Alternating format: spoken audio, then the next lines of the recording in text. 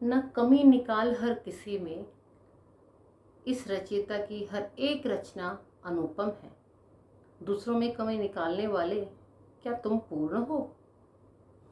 नमस्कार दोस्तों, आज के सुविचार के साथ मैं आपकी दोस्त, आपकी होस्ट सुषमा, आप सभी का अपने चैनल कलम की जुबान पर स्वागत करती हूँ। आशा है कि आप सभी स्वस्थ होंगे, हंसते रहिए, मुस्कुराते रहिए। आज की जो मेरी कविता है वो रावण के ऊपर है। हर किसी से मैंने भी बचपन में सुना है, आपने भी सुना है, रावण ने ये किया, रावण ने वो किया, वो पापी था, अत्याचारी था, उसने ये किया। जब गहराई से विश्लेषण करते हैं ना, तब पता चलता है कि हकीकत क्या है।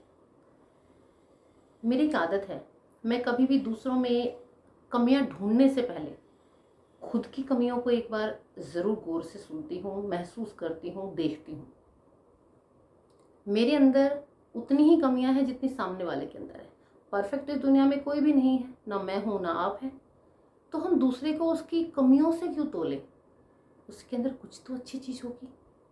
तो हमेशा उनकी अच्छी चीजों को देखो, कमियां अपने आप नजरअंदाज हो जाएगी। वो एक कहावत है ना, चांद को उसके दाग से नहीं, उसकी चांदनी उसकी खूबसूरती से निहारो। बेदाग है वो। तो चलिए कविता शुरू करते हैं।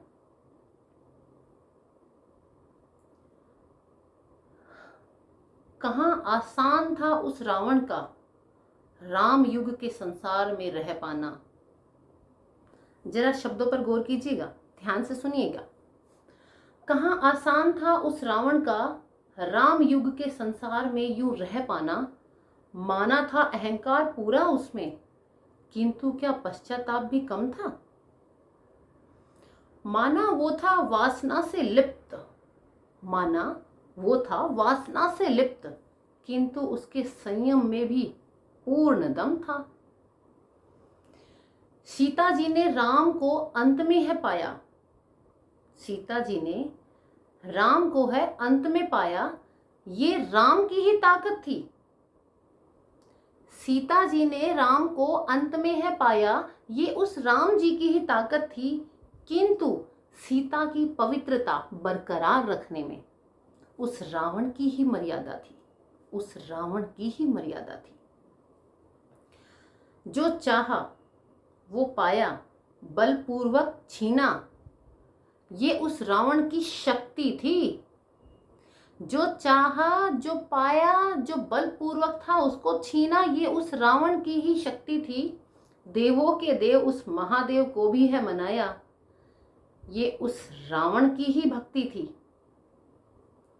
राम युग का वो रावण इस कलयुगी रावण से कहीं अच्छा था।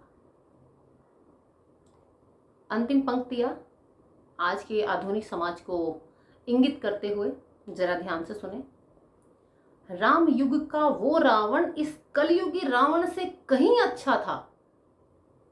कम से कम अपने 10 सिरों को वो सबके सामने तो रखता था। फिर से जरा ध्यान सुनिए। राम युग का वो रावण इस कलयुगी रावण से कहीं अच्छा था। कम से कम अपने 10 सिरों को वो सबके सामने तो रखता था। अब कलयुग के पापी रावण है घर घर में जन्म है ले रहे, एक झूठा चेहरा सामने रखकर 9 मुखौटे छुपा रहे। धन्यवाद। आपको मेरी कविता कैसे लगी, कैसे नहीं लगी, मुझे कमेंट में जरूर बताइएगा। और मेरी इसी तरह की कविता सुनने के लिए बने रहिए मेरे इस चैनल पर, कलम की जुबान पर। धन्यवाद दोस्तों।